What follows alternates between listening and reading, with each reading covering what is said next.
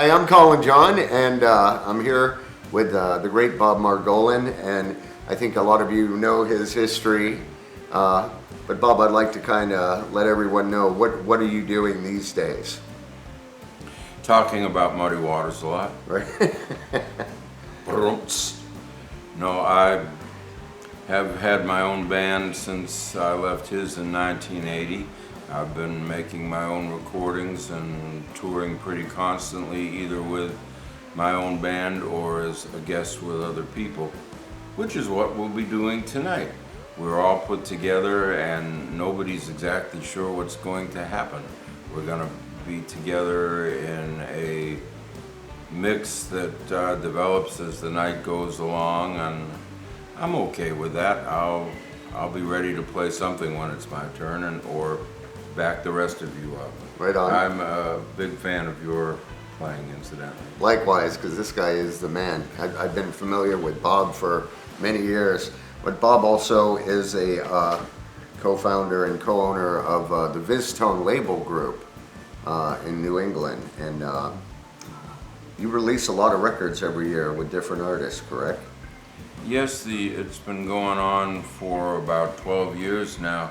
It started out with a friend of mine wanted to help me record an album myself, and we very quickly realized that we had no idea how to be a record company. And right at that time, a friend of mine sold the very successful record company, Tone Cool Records, that he had. Richard Rosenblatt, he came along and sent an email to his friends, said, anybody need a good harp player or a used record company president? We do. And we started working with him, and not long afterwards, a great publicist from Chicago, Amy Bratt. And now for myself, VizTone is, I listen to the music and give my opinion of it. We want to put out only music that we love, that's going to be strong, that somebody can, a publicist or a disc jockey can see a VizTone package with a new album in it and say, oh, this is probably going to be good. That's the part of the job that I do, aside from getting ready to put my fourth album out on the VizTone label. But we have one with you on it by Long Tall Dead. Yeah. And tonight we're all going to play together. So, would you like to talk about the new record that you're going to be releasing yourself? What format is it? Have you got any special guests? Is it mostly original material?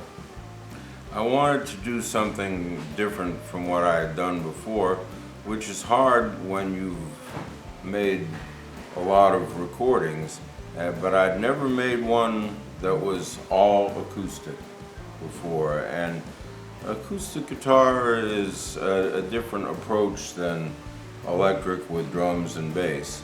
I don't have any drums or bass on this. The only thing I used on it was one very old acoustic guitar. And I also wanted to do something that I hadn't done before. I wrote all the songs on the album. Great.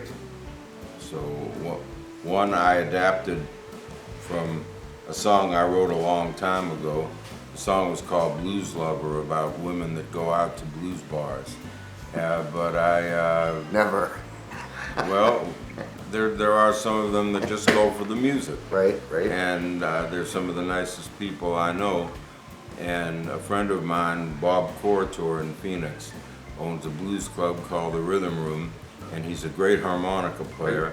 I thought it made sense to change the lyrics so they would be about his club and have him play on it, so he's a guest. And just this afternoon, between our breakfast and our dinner, Jimmy Vivino recorded a guitar part for the album to be a guest, and he did that in Los Angeles while we're here in Memphis. Great. And speaking of Jimmy Vivino, you've been recently doing some tours with him. Can you tell us a bit about that and how that's gone, and where have you been with that? I've been running into him a lot more since about 2017, and he's put me on some shows that he's been on, and I've put him with some of the people that I know. It's worked out real well, and his manager conceived a wonderful way for us to do it. It's just a duo with the two of us, and it's called Just Two Guitars and 200 Stories. And one of us will start telling a story, and then we'll play a song together, and then the other will tell a story, and they weave in and out each other of each other, both the music and the stories. It must be kind of nice to go from playing in a full band situation to a situation like that that's sort of one of mutual respect and very similar backgrounds, and to be able to sort of just sort of fly with it and talk, and I'm sure the audiences are really great at listening and enjoying the music as well, yeah? Yes, it is. However, we had one show where this, on the 4th of July, it was in Monterey Bay, and they said, we want a band for this one. So Jimmy got a drummer that he knew, and then we took our guitar amps and turned them up louder, and we were a very primitive band. Right. Well, that's good. So what are your plans for the rest of 2019? Well, I'm just finishing up this album now. The music is almost done, and then I'll have to do what it takes to turn it into a releasable album and have it out at the end of October.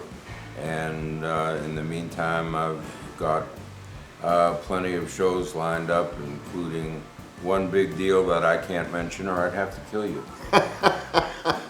Yeah, we don't want that, or else I won't be able to talk to Bob anymore. But hey, wanted to thank you for being here on the Blues Power Hour, My pleasure. Bob. Can't wait to get on the bandstand with Right you, my on. friend. And thanks everyone for listening, and have a great day.